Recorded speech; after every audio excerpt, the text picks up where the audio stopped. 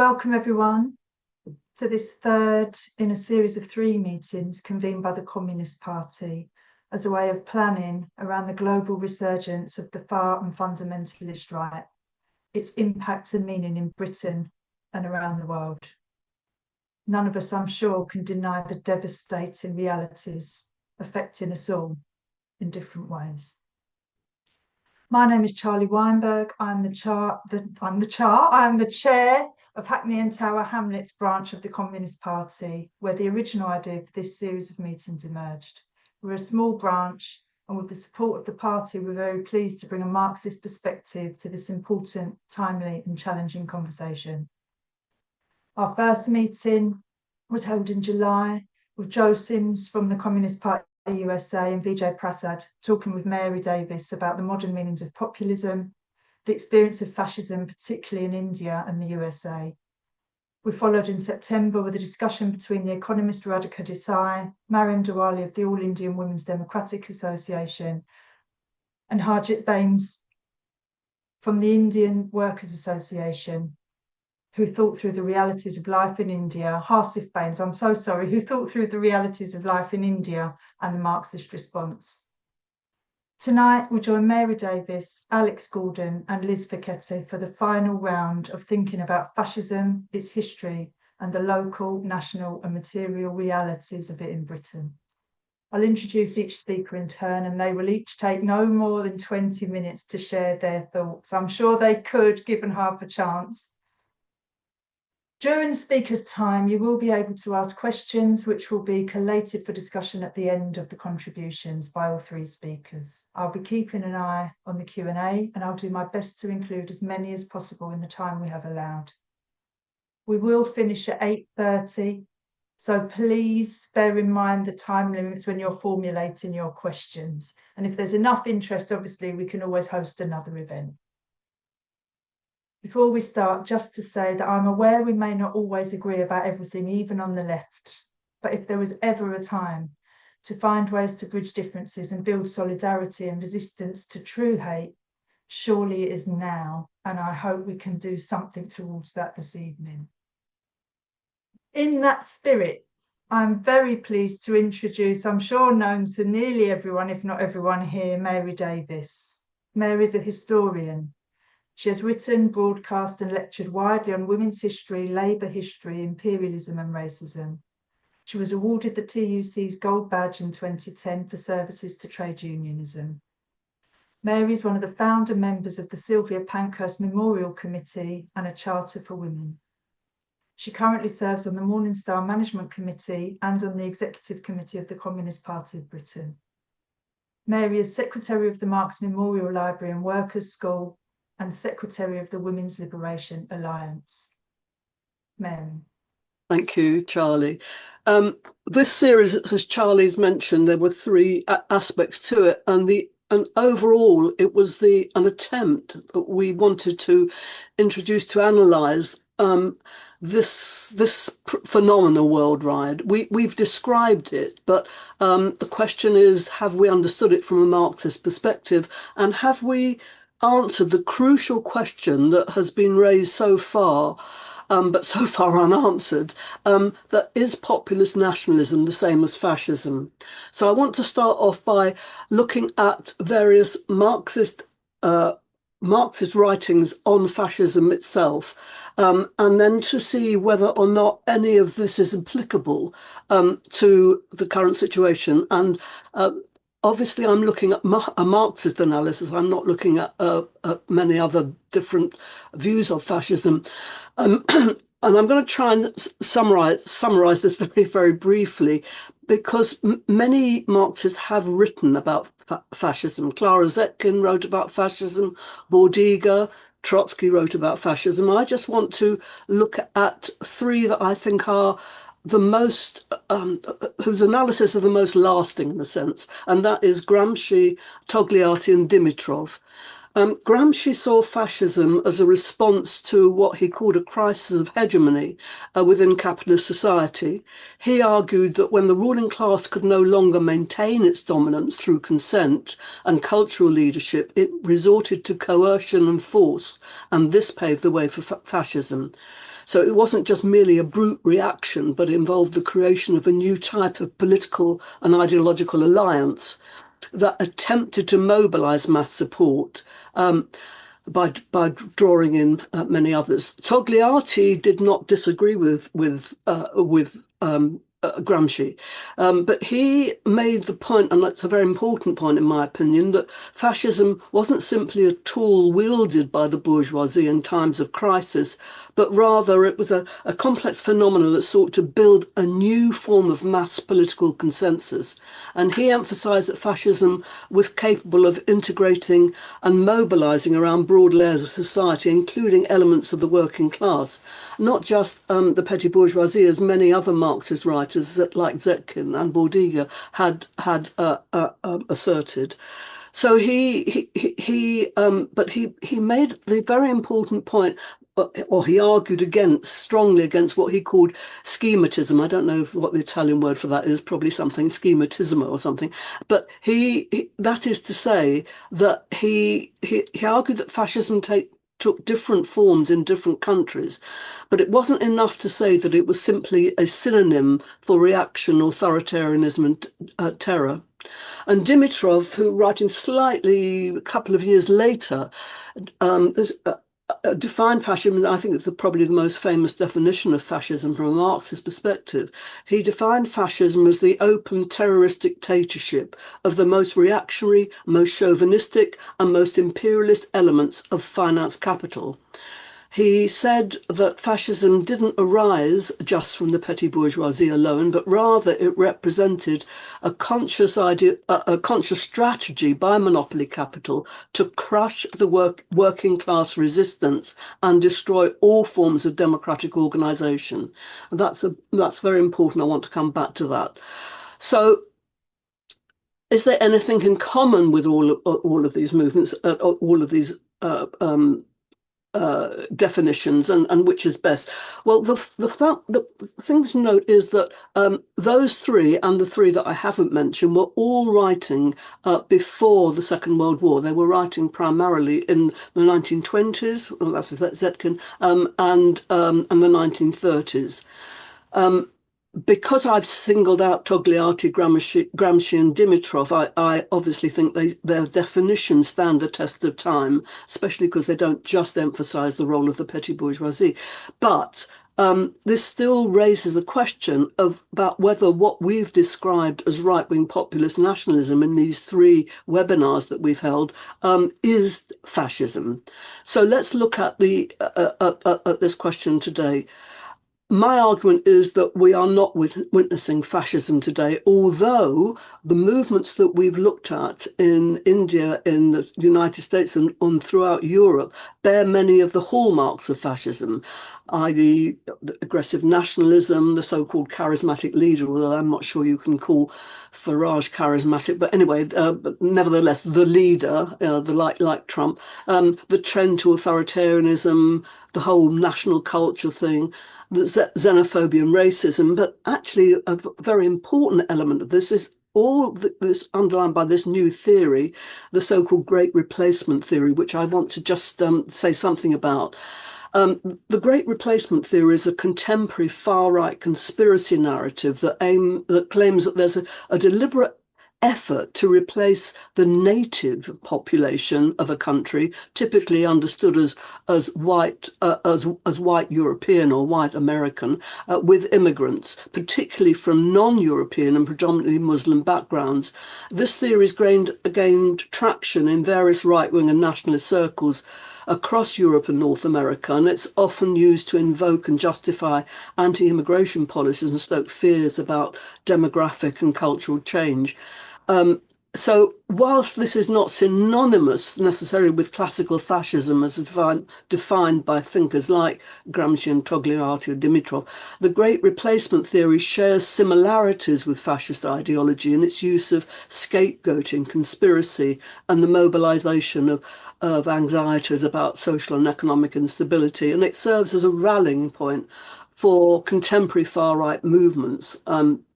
And it's clearly linked to the hate crimes and the anti-immigration movements that we're seeing today. So if this is all the case, and it's got this, the great replacement theory is sort of, I'm not calling it a fascist theory, but it's got hallmarks of fascism. Why don't we call it fascism, or why don't I? I'm happy to be challenged on this, but I don't call it fascism. I still call it right-wing populist nationalism. My main argument is that today the ruling class doesn't need a fascist state. It can still rule within the confines of bourgeois democracy, and it can still do all of these authoritarian, anti-immigration, all of these things that we say are hallmarks of fascism within the confines of bourgeois democracy. So with the situation that we're in today is unlike the 1930s, where the fascist state in Italy and Germany, for example, had to replace bourgeois democracy. And the reason it had to do that was because of the strength of the working class movement. In other words, the balance of class forces was such that, and this is the point that Togliatti and Gramsci make, the balance of forces was such that the bourgeoisie needed a fascist state to ensure that their rule could be maintained, and it was because of the strength of the working class and labour movement. So the working class movement was posed a significant challenge to the existing order, and in the interest and against the interest of the working class.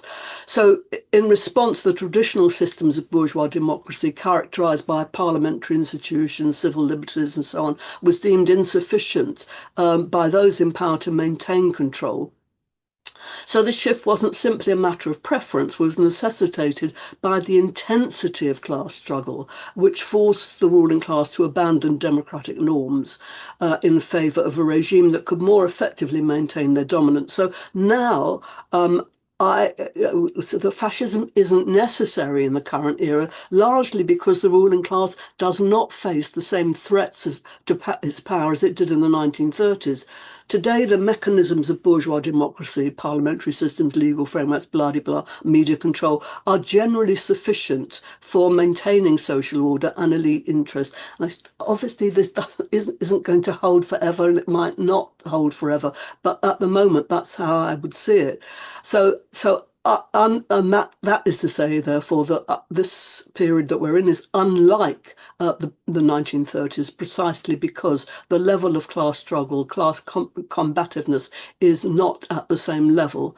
So in Britain, I think this shows a good example of how the right has already managed to dismantle the post-war social democratic settlement by smashing or attempting to smash the trade unions and attempting to neutralise and to muzzle dissent. So this right-wing ascendancy since 1979, since the Thatcher government came into power, was quite a different kind of conservative government than any that had been that existed before, and she made that very clear. She planned, or they planned, I should say, and not just her, an attack on the labour movement via several reports. One was Stepping Stones, which has only just been revealed, and the other was the Ridley report, which people do know about, and prefiguring the 1979 general election. Which followed the so-called Winter of Discontent. I won't go into the history of that, but the report, the Ridley report, I think it was the Ridley report, argued that this government is a landslide government for the Tories is needed, and it must represent, and I'm quoting now, an explicit rejection of socialism and the labour trade union axis, and the demand for something morally and economically better. The Tory party's election strategy must ensure that the preparation of policy includes plans for the removal of political obstacles to its implementation. The plan was in Stepping Stones, and there is one major obstacle, again quoting, the negative role of trade unions. The principal objective is to persuade the electorate to reject socialism and also to reject its continued promotion by the trade union leadership. Then it went on to say, can a modern democracy afford trade unions as well as a welfare state? Is there a role for trade unions at all? Should we be seeking to make them obsolete, helping them to wither away? Well, we know what the policies that came, and they were carefully planned policies, the anti-union laws, 12 of them to muzzle trade unions, the whole attempt to neutralise everything that had been gained in the welfare state since 1940, between 1945 and 48, the privatisations policy, and the calculated attempt and successful attempt to smash the best organised workers, the miners, the dockers, and the print workers. The miners' strike of 1984 to 5, the abolition of the dock labour scheme, and of course Wapping. And I obviously can't go into that now, but I think we all know this is part of our recent history. So the result of all this was, of course, I would argue, ideological capture, which was revealed clearly within the trade union movement, with adoption of new realism in the Labour Party, the Third Way, and even the Communist Party was affected with the rise of Euro-communism. So this ideological capture, which resulted in what Hobsbawm called the forward march of Labour halted, was all helped, of course, by the collapse of the Soviet Union in 1989. So what we're seeing is something of what we call an economic, political, and ideological transformation, which occurred over a fairly long period. So having said all that, and having said that the Tory governments up until 1992 had, 4 of them, had managed to do all this to dismantle almost not only the post-war settlement, but also those who helped to make it, the trade union and working class movement. Why do we need a new departure? Why do we need Farage and reform? And this, I think, is something that we do have to analyse. And I know that it will be analysed certainly by the next speaker. And I just want to sort of lay the foundations for it in a sense, because what we witnessed in the beginning years of the 21st century, well, actually even before that, was a new crisis of capitalism. We'd already seen in the last year, from the 1980s onwards, the economic transformation of Britain by the systematic dismantling of its industrial heartlands. And this process accelerated under policies that favoured privatisation, the weakening of trade unions. What I've already said, the shift was not simply economic but ideological. The decline of heavy industries in areas like the North East, the Midlands, South Wales and Scotland led to, of course, the widespread unemployment, social dislocation, the erosion of community identities and so on. And this ideological transformation, which I've mentioned, was extremely important, especially in relation to third way politics and the ideological capture of the Labour Party, which contributed to the forward march of Labour. So as Britain's manufacturing base shrank, economic power shifted decisively to London and the South East, exacerbating regional inequalities. This is something I think we're all fairly familiar with, but it's important to note it. But this was made much more severe, and a shift in a sense in ruling class policy by the globalization and the financial crisis of 2007 to 8.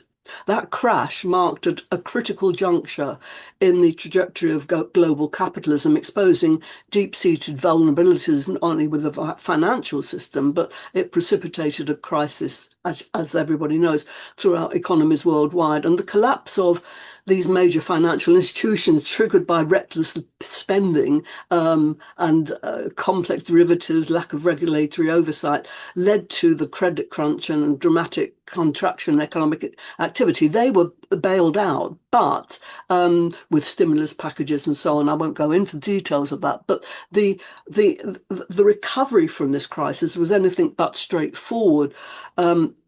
The effects of the crash in Britain laid bare the limitations of the prevailing neoliberal model. So the financial sector was rescued. The burden of adjustment fell disproportionately on workers, on the working class in general, and public services. So then we saw the raft of austerity politics introduced in the aftermath of the crash. So the problem, of course, was that in essence, this unevenness of the recovery contributed political instability and the rise of populist movements, but it also saw divisions within the bourgeoisie. In essence, the divisions between, I would say, finance and industrial capital, which was expressed as a sort of an anti-globalization movement. So the divisions within the bourgeoisie were the ruling class, really, the capitalist class, emerged as a significant fault line in the 20th and 21st century Britain.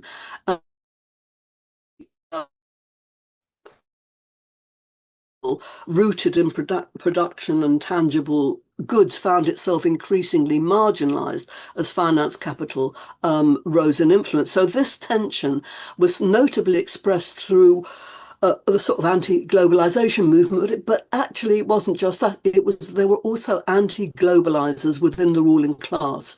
Industrial capital relied on stable domestic markets, and it often found itself in odds with the demands of finance capital, which benefited from deregulation, the free movement of capital, the integration of global markets. And so these divisions were quite massive, and the fate of workers, left in these deindustrialized sectors was pretty dreadful. And social democracy, of course, offered no answers whatsoever. Hence the decline of the Labour Party, but the split in the Tory Party as well, and right-wing ascendancy.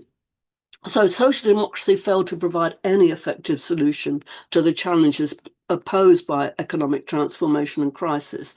And this led, as I said, to its decline. But internal divisions within the Tory party also became apparent, creating a political vacuum that was rapidly filled by the rise of right-wing movements. Some of them were fascist movements. I'm not talking about reform yet.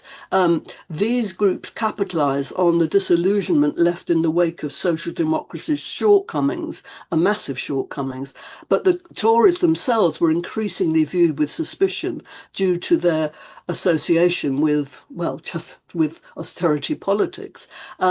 So the prize, of course, for the right wing in the Tory party and the right wing and sometimes neo-fascist groups was working class capture. And this paved the way for a new brand of right wing politics, not only in Britain, but across the globe, characterised by a rejection, and this is what the anti-globalizers now argued, a rejection of free trade and laissez-faire economics, and a stress on making, using the slogans that I'm sure that Alex will say something more about, but not just to make America great, but make all these countries great and make Britain great. We haven't got that slogan yet, but I'm sure it's going to come.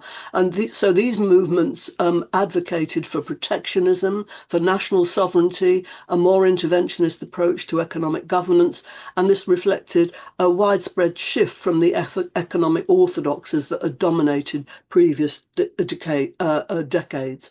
And again, with a conscious effort to appeal to the working class, saying that the globalizers and the neoliberals had forgotten them and they were the left behind ones, but we could offer something tangible. Well, they don't offer anything tangible, of course, other than slogans. So the British far right, this is in conclusion. Have I got a minute for just to... 30 seconds.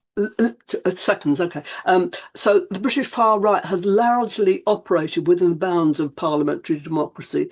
That's why there was never a fascist movement in Britain, even in the 1930s when Mosley was on the rise. The Tories were quite right-wing enough for them. But nevertheless, now the right wing in the Tory party, and certainly Reform, is concentrating on such issues as immigration, sovereignty, economic protectionism. It doesn't necessarily have to dismantle democratic institutions outright. And the social and economic context in which these movements have emerged is distinct from that of interwar Europe.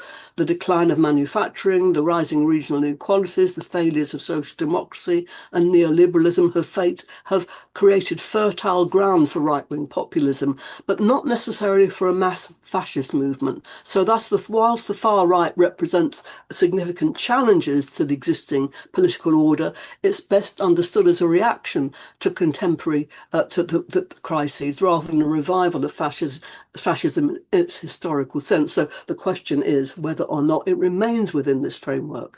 Finished. Thank you.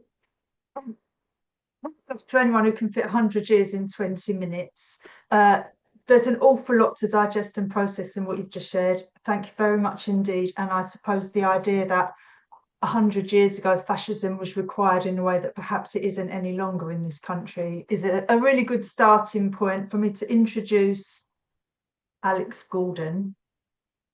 Alex is the chair of the Communist Party's London District Committee and is the CP's industrial organiser.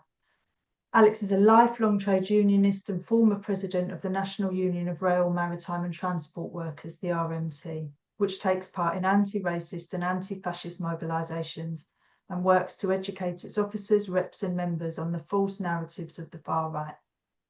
Alex writes regularly for the Morning Star newspaper. His articles in recent years include NATO's fascist wedge in Ukraine, on how British governments helped to fund the far right in Europe's longest running war,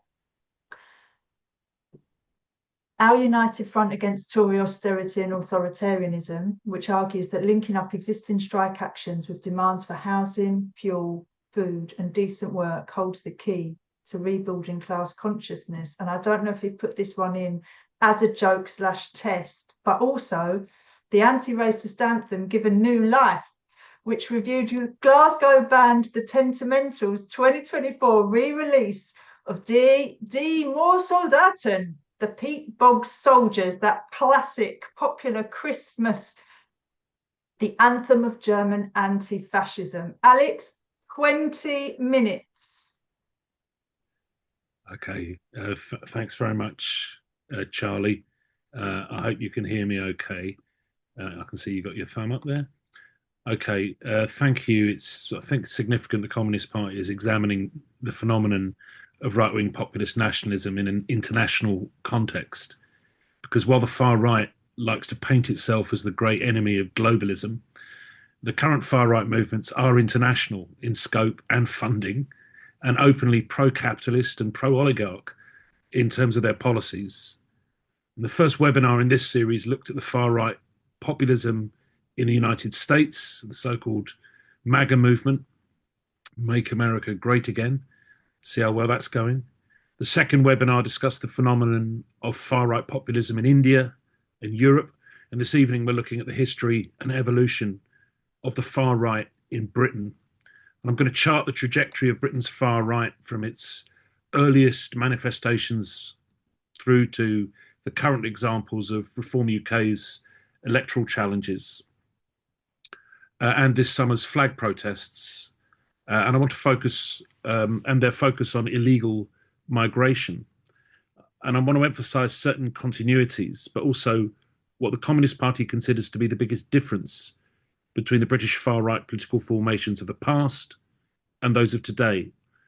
Spoiler alert, Britain's far-right populists today can no longer dream of resurrecting Britain's empire in the form of white supremacist settler enclaves in Africa, or by installing neo-colonial regimes under the control of the Foreign and Commonwealth Office in Whitehall.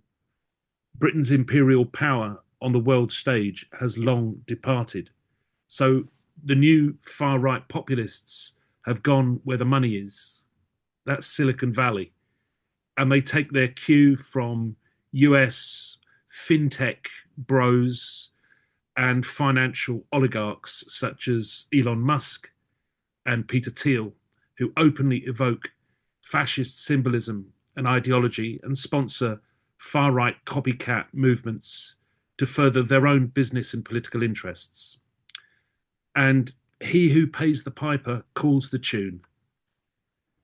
The multinational corporations that lined up to sponsor Reform UK's 2025 conference, for example, illustrate how ruling class interests call the shots in that party.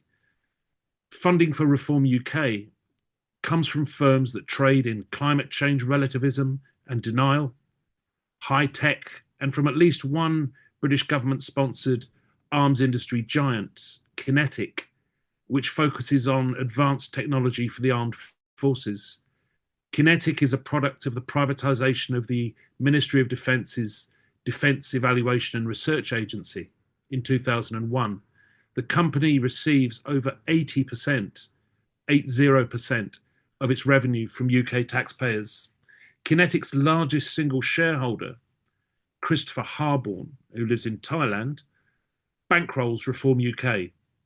What Reform UK's financial backers have in common is their desire to replicate this profit-seeking model through the further privatisation of the NHS.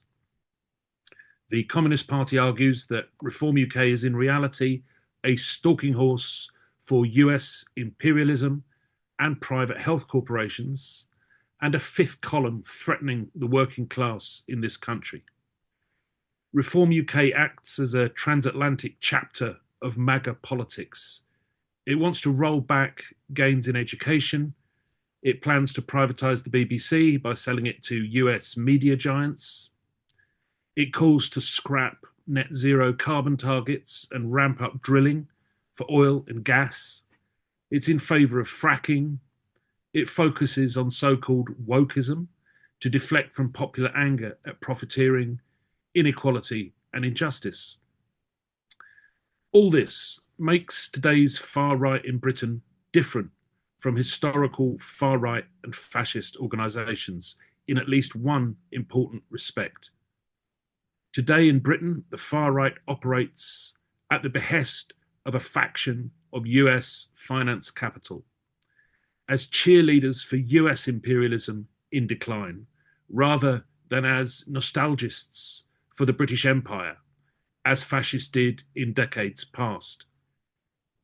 This doesn't make them less dangerous, less racist, less divisive. In fact, given the enormous emphasis placed by the current US regime on a white Christian nationalist ideology, this is the most dangerous form of far-right populism since the 1930s. For example, Donald Trump's recently published US National Security Strategy document, just published last week, speaks of, quote, restoring Europe's civilizational self-confidence and Western identity, unquote, in a language that is inherited from Samuel Huntington's Clash of Civilizations thesis.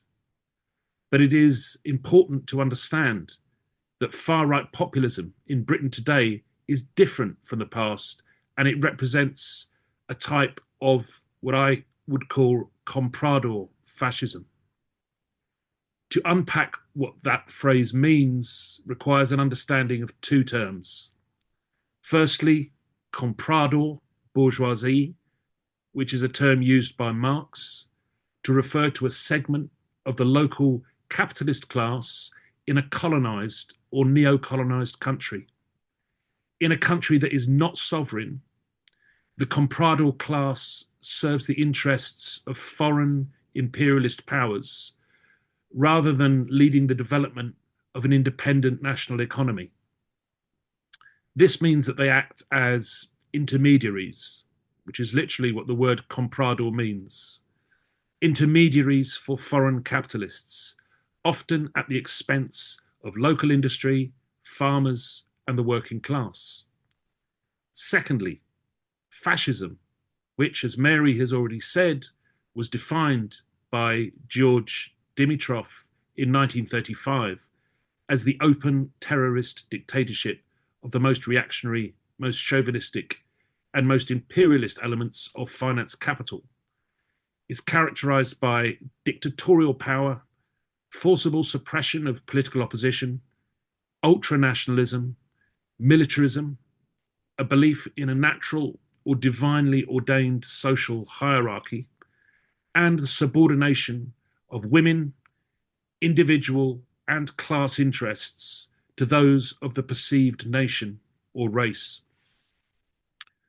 Turning to the early history and origins of the far right in Britain, we can trace the roots of the far right to the late 19th and early 20th centuries, a period marked by the rise of mass politics following the 1884 Third Reform Act, which extended the franchise, the right to vote, to most working men and led to equalisation of constituencies. The beginning of the decline of Britain's preeminence in industrialisation also takes place at this time, with the economic rivalries with Germany after 1871 and the United States of America after 1865, and the open turn to imperialism at the 1884 Berlin Conference, where the great powers, so-called, of Europe and the USA met and divided up the spoils of Africa.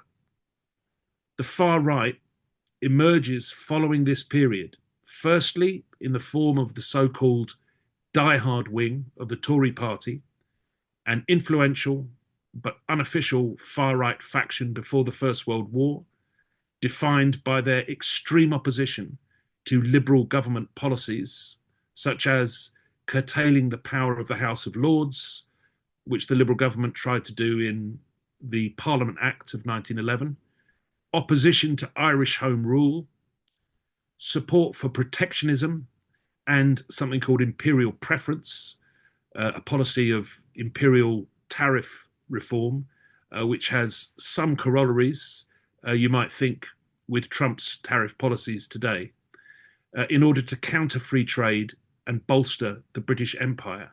And lastly, but not least, their anti-socialism, which was given impetus with the rise of the Labour Party after 1900. Another early manifestation of the far right in British politics was the overtly anti-Semitic and proto-fascist British Brothers League, founded in 1901, which campaigned against Jewish immigration from Eastern Europe, espousing a xenophobic and nationalist agenda. The League reflected anxieties about inter-imperialist competition and the perceived racial dilution of British stock. At the same time, imperialist and racist ideologies were propagated in popular culture and politics, laying fertile ground for later movements. The interwar period, of course, witnessed the emergence of more structured far-right organisations, most prominently the British Union of Fascists, established in 1932 by Oswald Mosley, inspired by Mussolini.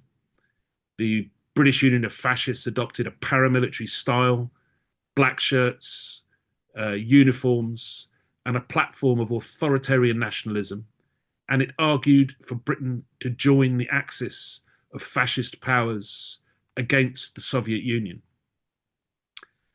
The defeat of fascism in 1945 did not spell the end of far-right politics in Britain.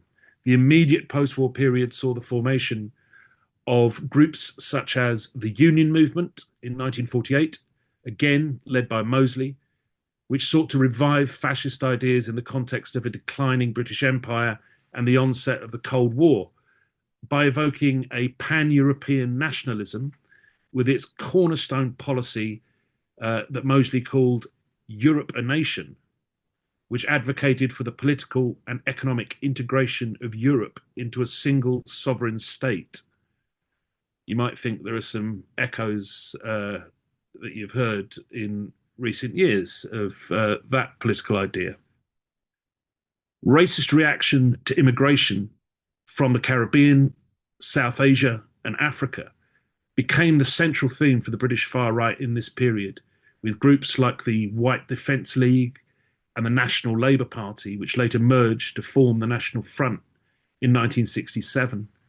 The National Front gained notoriety in the 1970s by capitalising on economic uncertainty and promoting racist violence. Although the party never achieved electoral success, it influenced public debate and policy on immigration and on race relations.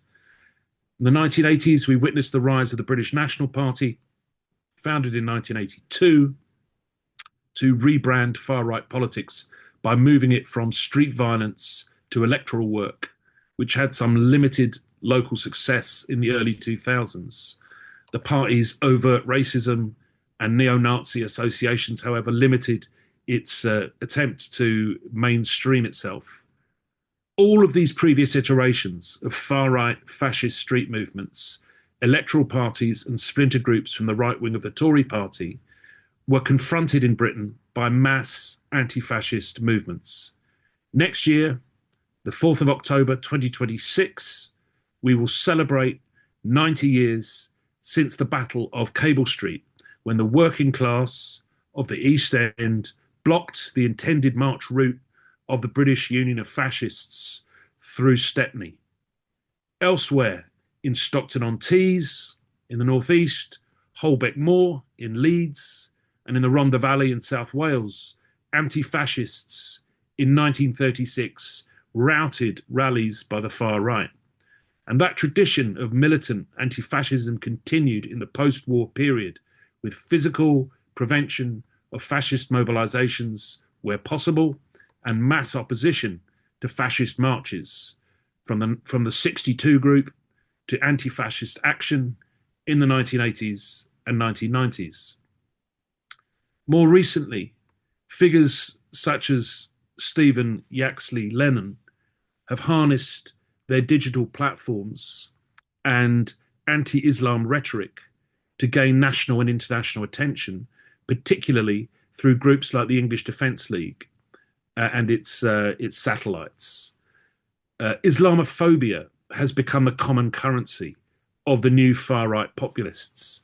In the aftermath of the US and Britain's illegal wars in Iraq, the occupation of Afghanistan, the bombing of Libya, Syria, Yemen, and Iran, the US imperialist drive for control of Middle Eastern oil fields has promoted a virulent form of far-right discourse that Samuel Huntington, who I referred to previously, that Samuel Huntington called the clash of civilizations thesis.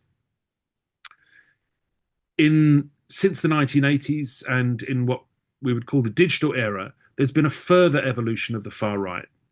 Since the 1980s, the significant transformation in the far right has come about at the same time as the decline of traditional parties, including the National Front and the BNP, but with the rise of more fluid and networked forms of activism. The English Defence League, which was founded in 2009, exemplifies this shift. Rather than a formal political party, the EDL is a loose coalition of street activists united primarily by their opposition to Islam and multiculturalism. The digital revolution has been a game changer for the far right, both in Britain and globally. Online platforms have enabled the rapid dissemination of propaganda, the formation of new communities, and the circumvention of traditional media gatekeepers. Social media has facilitated the rise of so-called alt-right influencers, conspiracy theories, and the recruitment of young people into extremist subcultures such as incels. Recent years have seen the emergence of new groups and movements on the far right, such as Britain First and Generation Identity UK, which mix traditional fascist themes with concerns about identity, sovereignty, and globalization. And these groups often eschew overt racism in favor of cultural arguments, although the underlying exclusionary logic remains the same. And while the British far right has roots in domestic politics, it has also long been influenced by and connected to international movements. In the 1930s, the British Union of Fascists looked to Italy and Germany for inspiration. In the post-war period, British groups forged links with European neo-Nazi and white supremacist organizations. In the contemporary era, these transnational connections have grown stronger and more complex. The internet has enabled the formation of global far-right networks, allowing activists in Britain to share tactics, propaganda, and ideological frameworks with counterparts in Europe, North America, Australia, and beyond. Shared themes including opposition to immigration, Islamophobia, anti-globalism, and conspiracy theories about white genocide or the Great Replacement theory, which Mary referenced a little earlier. International events have also had a direct impact on the British far right. The September the 11th attacks on the World Trade Center, the wars in Afghanistan and Iraq, the Syrian refugee crisis, and terrorist incidents in Britain and Europe have all been exploited by far-right actors to justify anti-Muslim rhetoric and policies.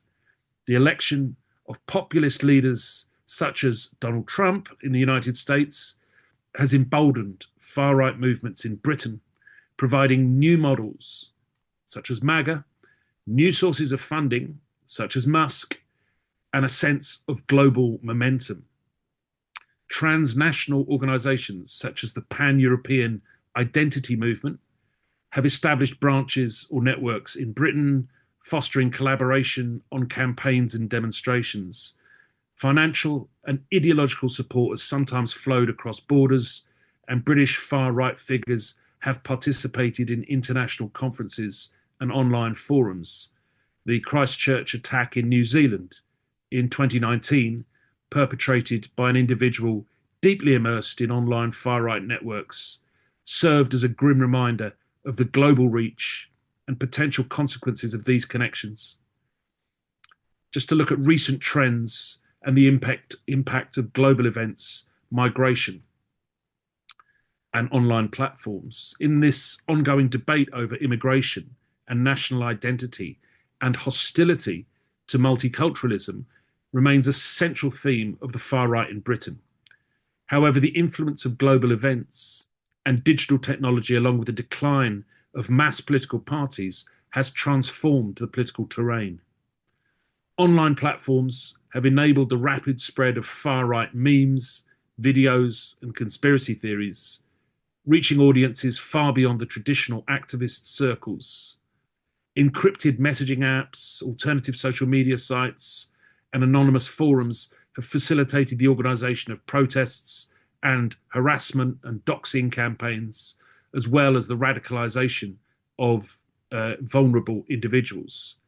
At the same time, the mobilisation of anti-fascist and anti-racist groups has played a role in containing and challenging far-right activity. Nevertheless, increasing economic inequality in our society after 15 years of austerity, social fragmentation, and geopolitical instability continue to provide fertile ground for far-right narratives. It's important to note that the far right in Britain today is not a monolith. It encompasses a wide range of actors, from small violent cells, which are infiltrated very often by security forces, to online provocateurs, and then the more respectable political parties such as Reform UK. The boundaries between the far right populist conservatism and radical libertarianism are often blurred, making the phenomenon difficult to define and to counter. So in conclusion, Charlie, the history of the far right in Britain is one of adaptation, reinvention, and persistent challenge.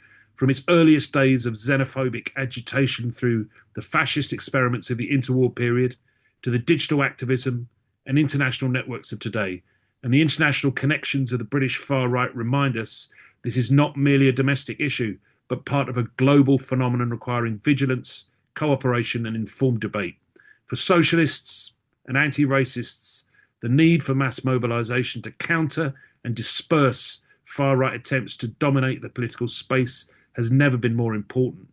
The recent launch of the Together Alliance, Together Against the Far Right, is an important initiative that has already won support from public figures and mass organisations such as trade unions. Together has called a mass demonstration in London for Saturday, the 28th of March, 2026. Also, next year, we'll see the 90th anniversary of the Battle of Cable Street on Saturday, the 4th of October, 2026, held under the banner, "Never Forget, They Did Not Pass, Stop the Far Right." I hope to see you there. Thanks very much. Thanks, Alex. I'll take a minute off because they were just plugs and promotions, so you can have that. And without wanting to make light of what is obviously an extremely serious and worrying situation, I think no one can deny that the Communist Party has a comprehensive analysis of both the history and the scope of the problem. Just before I hand over to our final speaker, I want to point out in the chat, I hope you can see some links. They are to important reading that you might want to take advantage of. In particular, I think the report Enforcing Britishness from the Institute of Race Relations is well worth the read. But there's more there. And I think Alex has put in Unmasking Reform, which goes into a bit more detail about the funding and genesis of reform in the UK. There is a Q&A function in the bottom of your panel. I can see, and I've noticed one question which I've taken to be about the use of state agents to criminalise protest, which I think Liz might cover in her speech, in her presentation. If she doesn't, we'll come back to that. But please use the Q&A function. We're going to hear from Liz for 20 minutes. Taking over from what the previous speakers have built up to, anchoring the realities of far-right politics and their material reality in contemporary Britain. And Liz, to an extent, I'm sorry, but you have somewhat been left with the solutions. So no one's holding their breath. It is a delight to introduce you, Liz Fekete, Director of the Institute of Race Relations and an advisory editor of Race and Class. Liz is the author of A Suitable Enemy, Racism, Migration and Islamophobia in Europe, Pluto Press 2009, and Europe's Fault Lines, Racism and the Rise of the Right, Verso 2018, which won the Bread and Roses Award for Radical Publishing in 2019. Liz was part of the CARF collective and an expert witness at the Basso Permanent People's Tribunal on Asylum and the World Tribunal on Iraq. Liz has over 40 years' experience working with organisations in the UK and across Europe campaigning for police accountability, recently researching the Institute of Race Relations study, paramilitary policing against the people, colonial continuities and the struggle from below. Liz, very warm welcome. Over to you. Thank you very much for inviting me to speak. I'm not as learned as Alex and Mary, and I've learned a lot from them so far. And also I wanted to say, Charlie, I think we have heard about solutions. Alex has told us to get on with organising. He's told us about various new initiatives that are happening. And Mary has told us that we have to understand the past to understand the present. So I think there are solutions on the table already, but I think the title of the seminar or the webinar rather, threw up two important questions for me. One, I think Mary and Alex have already addressed. What is the relation between right-wing populism and the British far right? And the question of what should be the socialist response, from which I jotted down in my note, but what exactly are we responding to? We have to understand what we are responding to. And I'm not sure I have the answers, especially because the facts are changing all the time. But my concern is less to say what is fascist and what isn't fascist, but is to say almost is that fascism is what fascism does. And what concerns me is the escalating levels of violence, particularly against asylum seekers, particularly against the Muslim community. And then, of course, we have the related issue of the rise of anti-Semitic violence, which is not always coming from the far right, but could also be coming from organisations like Islamic State. So I'm going to first talk about a little bit about the context of the discussion before sort of giving a bit of a description of what I think is the state of the play at the moment, and then end with some suggestions as to what a socialist response could be. So I start with this idea of right-wing populism, and I agree with everybody that the context for what we see happening today is right-wing populism. But what exactly do we mean by that? I mean, the definition that I use actually comes from a book that was published by Byline Times by David Edgar and a colleague, and which he defines right-wing populism as an ideology that combines right-wing politics with anti-elitist sentiments and a claim to be speaking to or for ordinary citizens. I'm going to have to take some water, sorry. And to that, I would add that this right-wing populism is not colourblind. It's infused with racism. So I would say it's a racist right-wing populism designed to differentiate between them and us, natives and non-natives, creating a world of smoke and mirrors where working class people can be deluded into thinking that they have more in common with Nigel Farage, who probably, when he has his pint, is sneering at them. He has more in common with Nigel Farage than their black and brown working class neighbours. And I think here is where I do slightly disagree with Mary, or maybe we've just got two takes on the same issue. I don't actually believe that we are living in a bourgeois democracy anymore. I think we've moved to an authoritarian state. I think that right-wing populism has been the handmaiden to racist authoritarianism, and that the far-right squads, and I think we are seeing the rise of far-right paramilitarism, certainly far-right vigilante squads, are also playing a role in this authoritarian state because they are acting as punishment squads. They're acting as squads that can punish all of us who want to hold on to our civil liberties, who want to hold on to our human rights, who do not want to live in a racist society. They are there to punish us and put us back in our place. So I would say, in answer to some of the things that Mary has said, and I love what Mary said, and I'm really enjoying the discussion, is they don't have to dismantle democratic institutions because they have already hollowed them out. Alex described the hollowing out of the NHS, Peter Thiel, private finance. We've seen what's happened to the BBC, but we've also seen the major attack on civil liberties. How can we say we live in a bourgeois democracy when all the civil liberties are being eroded?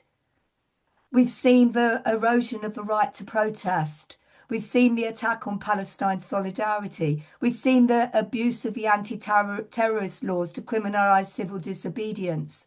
We've seen the prescription of Palestine action. We've seen the attitude of this government to the largest hunger strike since the Republican hunger strikes in H Block in the 1980s. We've seen them censor and radio silence. So what is this a bourgeois democracy? I believe we're living in an authoritarian state, and that right-wing populism has been the handmaiden to that. And it's an irony that it's the Labour government that have put the last finishing touches on the authoritarian state by dismantling the right to protest and dismantling the right to jury trial. I think Labour have embraced right. I think we can't call them, although kind of I think centre-left and centre-right are becoming increasingly meaningless. I think we can't call them a right-wing populist party because they don't actually claim to be speaking for ordinary citizens. I think it's quite clear that they're speaking for elites. But we can call them a nativist party on the line of the Social Democrats in Denmark, and they seek to stay in power through mobilising nativism. And I agree with Alex that they seek to retain their position on the world stage by acting as a junior partner to a crumbling US-led imperial system. So I want to move on because I feel that we are going over and we want to leave time for Q&A. To just give you sort of some ideas of what I believe the state of play is at the moment, I think the thing that kind of focused all of our minds was the fact that 110,000 people came to central London to join Tommy Robinson at the Unite the Kingdom rally. I mean, that is pretty huge development. And we can argue about whether it's a fascist rally or not. I would say that it's clear that Tommy Robinson is a fascist. He's a counter-jihadi. He made his name through the EDL, vigilante, paramilitary squads. Fascism is what fascism does. He's an extremely violent man. And that's, I'm not saying that everyone who joined the march was a fascist, but it was, for me, it was a fascist rally. I'm sorry, it was a fascist rally. It was a spectacle. And if we see the participants on the stage, that's certainly what I feel.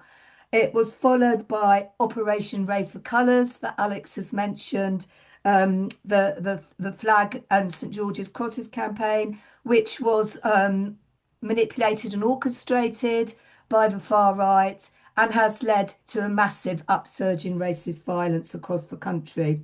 And I think when we talk about the emergence of far right paramilitarism, I want to say quite clearly here that this racist violence is actually at the most extreme in Northern Ireland, where an attempt, even by the admission of the police, the Northern Irish police, an attempted pogrom was narrowly averted.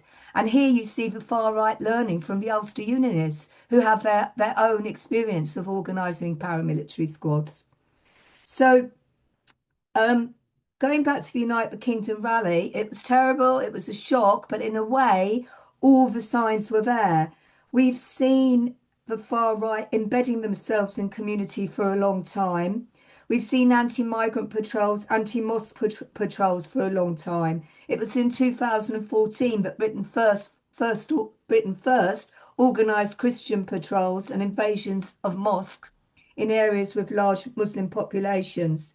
Beach patrols have been organised in coastal towns for a decade, videos posted online, and we've seen that content creation and the marketisation of fascism has become a very lucrative tool. And Farage led the way in this in 2020 when he posted a video of himself visiting hotels, accommodating asylum seekers, encouraging followers to identify more hotels, saying residents might be ISIS.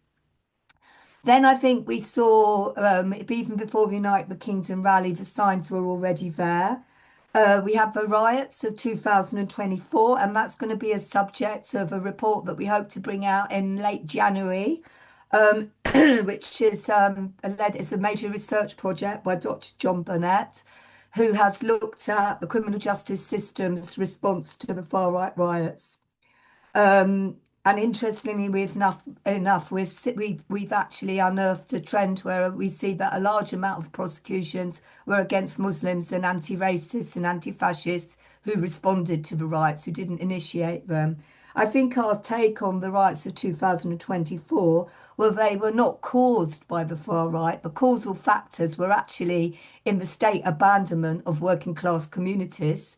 They were not caused by the far right, but they were exploited and manipulated by them.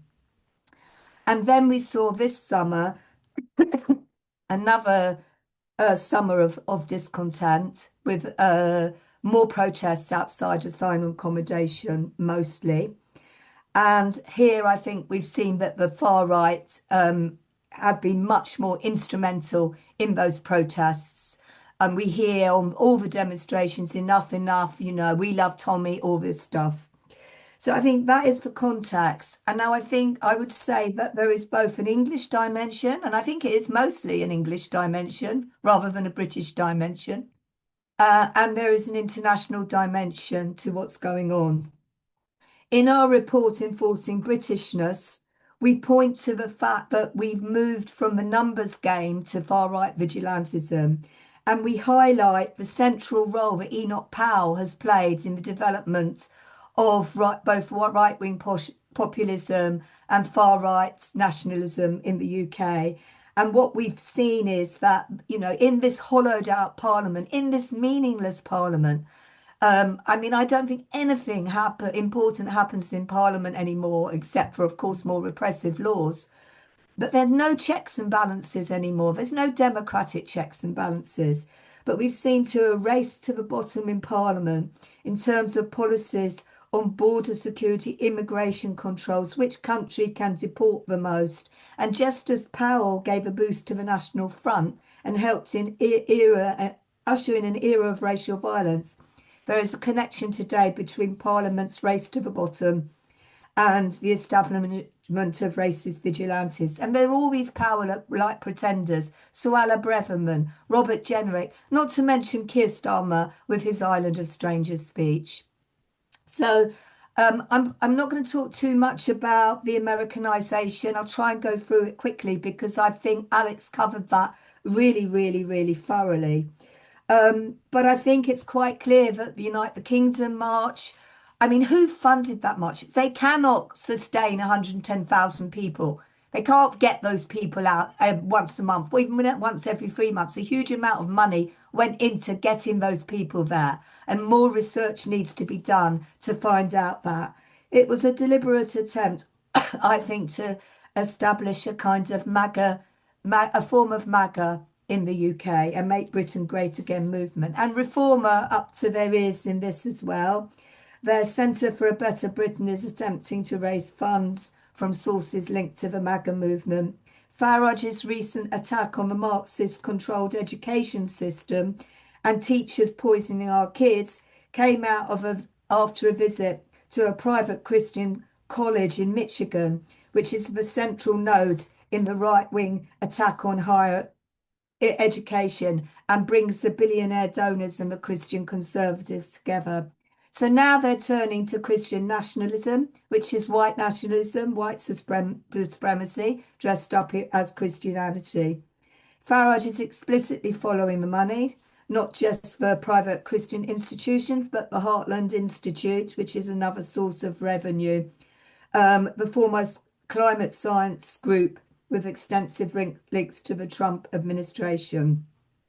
But as I said, to me, the real issue is to address the far right at source, which is the source in violence and vigilantism, recognising that the target's now spreading out every day. Now, I can't remember whether it was Alex or Mary who said that fascism has always been anti-socialist.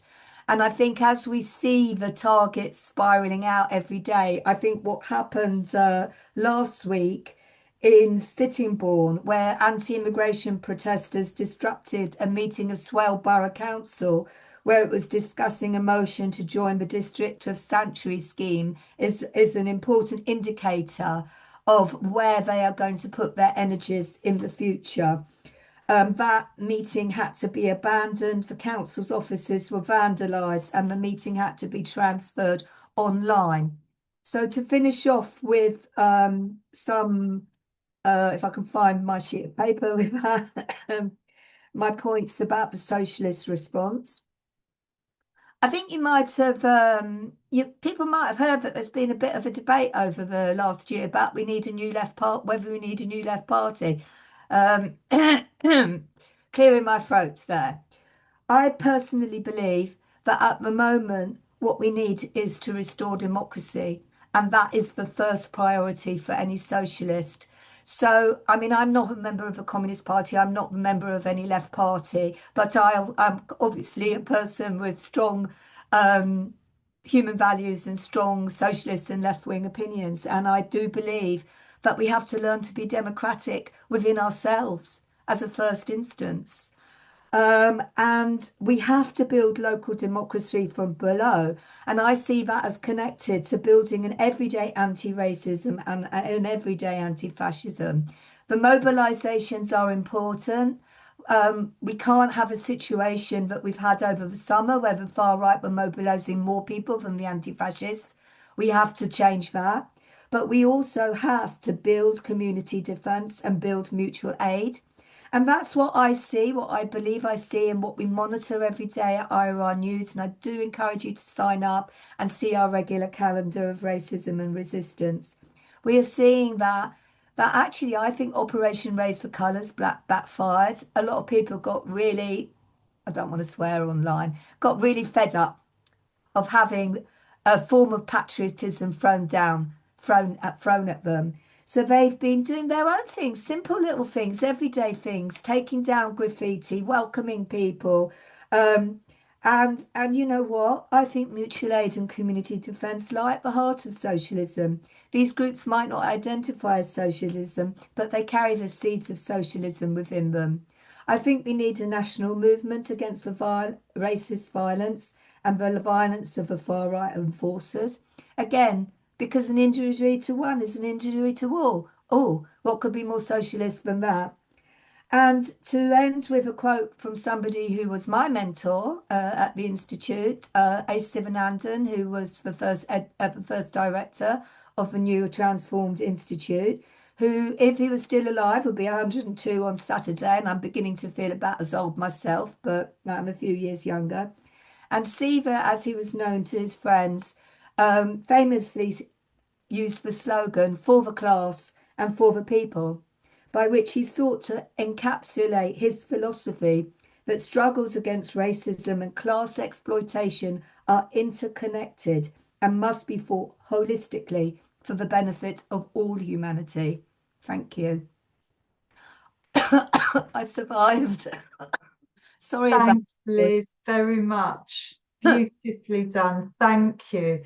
I'm just dropping your mention of violence, obviously, which is inherent to what we're talking about, has prompted me to drop another link in the chat to a piece of literature by Project Resist about the impact of far-right and fundamentalist religious right on women in particular. It's a really excellent report and it's well worth a read, along with everything else that's already linked in there. So we've got a new question. Most of the questions have been answered by the three excellent speakers from Tony Conroy. With Reform UK gaining seats in all three nations and high in the polls, how do we successfully challenge their narrative and convince people who are attracted to Reform UK? And I suppose on the one hand, that's a discrete question about how do we convince people not to join Reform. But the wider question, which I think, Liz, is also it's a bullet point at the end of one of your reports, political education. I know, Alex, you specifically mentioned it as part of your role in the union. Mary, obviously, you're secretary of the Marx Memorial Library, and Liz is part of the Institute's core function. How do we raise political education and consciousness so that people are less attracted to far right and fundamentalist organisations and more attracted to critical analysis and potentially a Marxist perspective on the world? And I'm going to invite Mary to respond to anything you've heard and or Tony's question about how do we persuade people away. Well, first of all, can I just make one point? Because Liz has quite correctly taken me up on this question of bourgeois democracy. I think bourgeois democracy is anything but democratic, but that is the state of the so-called it's not even liberal, but the state that we live in. That's how I wanted to distinguish that from a fascist state. And it's got, you're absolutely right, it's got these, there's been policy capture massively on authoritarian and trends that are there, which you've described perfectly. So please don't imagine that I'm in any way sort of taken in by this notion. It's a phrase, really. It's kind of a bit of a Marxist phrase to describe a state where there is universal suffrage and there are the pretense at democratic institutions. That I'll leave that aside. But I want to Tony's question, what do we do? And I think it's summed up in Sivanandan's phrase that you just quoted, for the class and for the people. We have to build a non-sectarian united front against the far right. And that doesn't mean that it's got to be full of socialists. Far from it. I mean, it would be a titchy little movement if it was. And how we do that, that is the burning question of the movement. We have to build from the bottom up. And the point about the your party thing, if that was a movement, that would be excellent. But it's just gone on into something else, which actually is not the most necessary thing for us at the moment. The most necessary thing is to build that kind of movement with roots, you know, from the base up within the communities. And I would like a proper discussion on how that's to be done. We use it as a slogan, but it's not easy. It's not an easy thing. We have to be embedded in our communities. And I'm not doing any justice to that, but I'm just saying, for the class and for the people is absolutely spot on, because there's got to be an element of class politics in this, and not just student politics, class politics which is addressing the very issues that really, in a false way, these false friends, the Farages and the far right, they are attempting to win working class support, and because the class has been neglected, and the left has neglected it, and that's a real problem. Thanks, Mary. Alex? Thank you. I've got must say I really have enjoyed listening to the other contributors this evening. In response to Tony Conway's question about the electoral challenge posed by reform in England, Wales, and Scotland, and he's quite right that the idea that, for example, which was I think quite popular amongst some on the left and some Scottish nationalists, that Scotland would be a reform-free zone. They wouldn't break through electorally. Well, that's just been proven to be complete nonsense. Reform have shown that they are able to get into not just double figures, but in the high 20s in opinion polls in Wales, in Scotland, and in England. Now, the interesting thing that I think has happened recently in Wales was the Caerphilly by-election, in which, Caerphilly being a seat that's been Labour since its inception, and the Labour vote switched effectively to Plaid Cymru, who beat Reform despite Reform having been promoted as the likely winners of the by-election. And I do think that Reform have a problem electorally in response to Tony's question, which is that they can get through to a very substantial high 20s in opinion polls, and they poll strongly in local government elections where there are low turnouts. They've been taking large numbers of council seats in what were formerly very strong Labour areas like County Durham, for example, where I think Reform have 63 possibly out of the 65 seats in Durham County Council. So, an overwhelming number of seats. But in local government, they find the same problems that socialists find in local government, or anyone finds in local government, which is that the powers of local government have been completely eviscerated. There's very little you can do. And all the fancy talk about how they're going to set up Doge, Department of Government efficiency units in order to get rid of waste, and how they're going to be more Thatcherite than thou. All of that turns to dust because A, they're not competent, and B, they haven't got the powers that local government used to have in order to carry out policy. So they're very restricted. Their protest vote is going to get frustrated very easily. And when it comes to by-elections at parliamentary by-elections and a potential general election, I think they're going to suffer the same problem. And there is a huge constituency of people in this country who can see through Reform's hollow talk, and they see it for what it is. And we shouldn't be conned by the mass media and the very right-wing broadcast media into thinking that Reform UK's rhetoric is the new common sense. That's what they would like us to think. It isn't cutting through in the way that we fear it might. And so but what we haven't got at the moment is a credible alternative. In Caerphilly, the voters in Caerphilly decided that a credible alternative was Plaid Cymru, and they voted for Plaid in order to keep out Reform, and also presumably because they liked some of their Plaid's policies as well. But we're not going to have that opportunity in many of the constituencies next May in the local elections, and Reform aren't going to clean up all around the country. That may well have a salutary effect on the Labour Party. Hopefully they'll ditch their current leader and try to repair some of the damage they've done. But I think that in response to Tony's question, and I know that I've gone on a bit, I'm sorry, Charlie, but in response to Tony's question, I'm not, I haven't, I'm not pessimistic about this. I think reform are getting found out.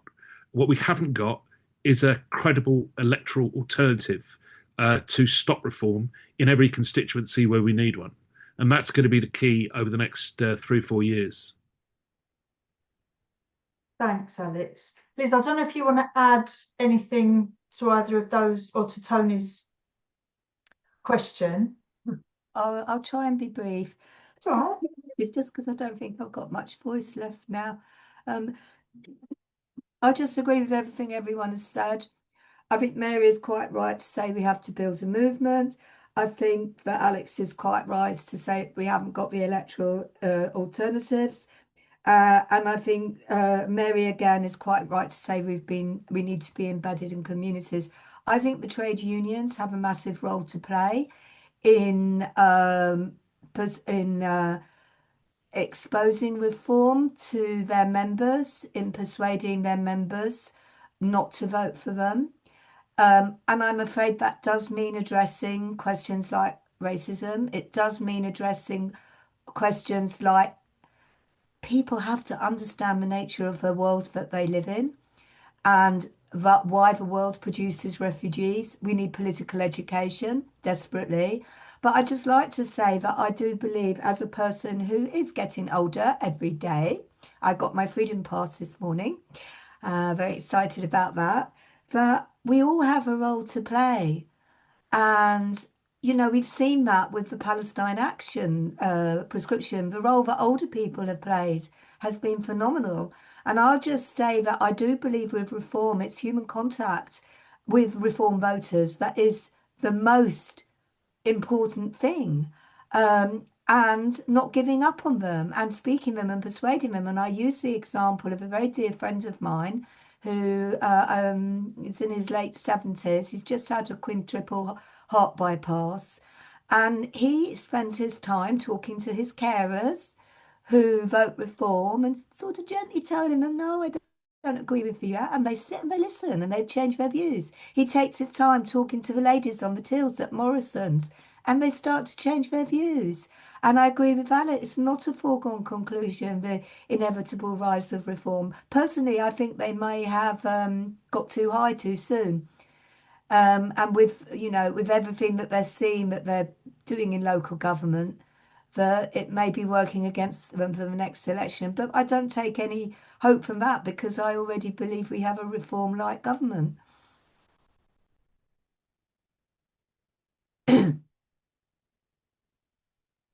Thanks, Liz. We have touched, if not comprehensively answered, the questions that have been posed in the...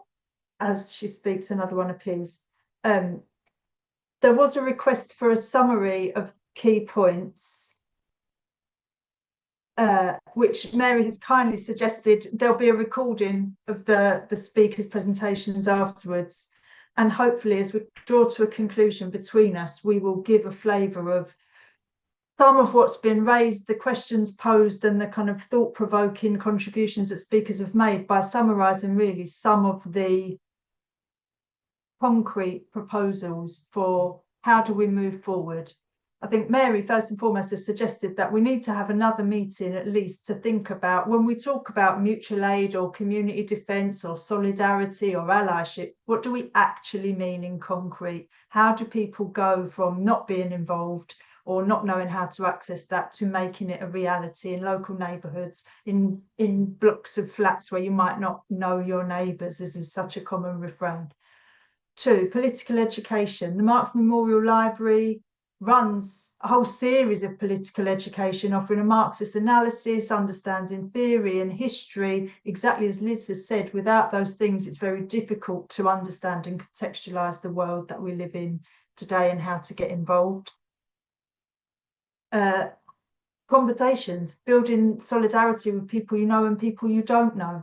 Mary, Alex, in the last few minutes of this session, concrete proposals, suggestions, solutions for how we joining Together Alliance, attending the march, joining a union, anything else that you think people might take away. It's ended up quite inspirational, thanks to all of you. I wasn't expecting that, if I'm honest. Any other closing comments that might help people move away from here, not only with an understanding and a broader contextual awareness of the history to all of this, but how actually we can tomorrow build?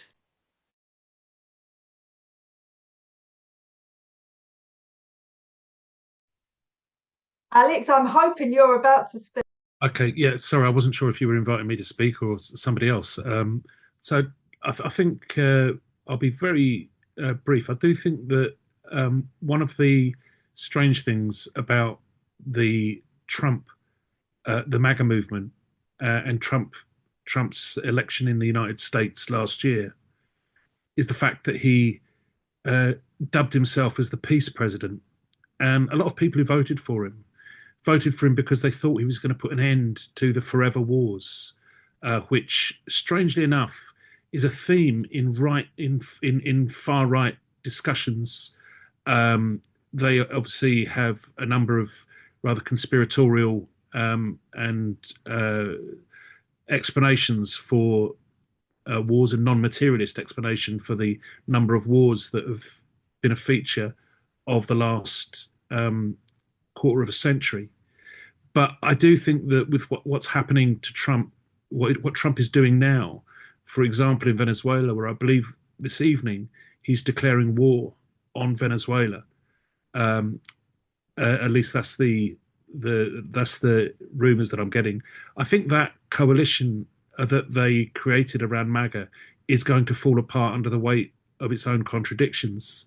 And we need to look at what's happening in other countries, such as Germany, where young people, school students, held a strike last week against the threat of conscription into the army. There is a big pushback against the militarization of our societies, and militarization is a fundamental feature of far-right politics. And I think that we need to popularize a peace movement, popularize that in as much as we can, in order to undermine the pull towards the far right and far right populism. And we know that the far right will fall apart under the impact of having to back Trump's latest crazy war in Latin America. Brilliant. Thanks, Alex. Mary, would you like? Very briefly, I'm quite heartened, and I'm wishing every success to this new movement Together. And provided that has got some local, or we can build some local basis of that, and it becomes a non-sectarian movement, which no sectarian organisation attempts to take over, that it's genuinely as trying to build a form of what I would call, what Dimitrov called for, a united front. That's what we need. And hopefully that movement, very new as it is, will provide a basis for having those discussions, because we have to, the phrase that I'm going to end up with is quite a simple one: dare to struggle, dare to win. That's what we've got to operationalise. Perfect. Thank you very much indeed to all our speakers, to Liz Fekete, Alex Gordon, Mary Davis. Thank you to all of you for giving up an hour and a half of your precious, whatever day it is, evening. It has, thank you, been extraordinary to hear not only the ravaging, desperate dread of this reality, but also to share with you and hear from you some of the real concrete actions that all of us must be involved in taking now. Thank you very much indeed to everyone. Recording will be sent out in due time. All the very best, and to 2026.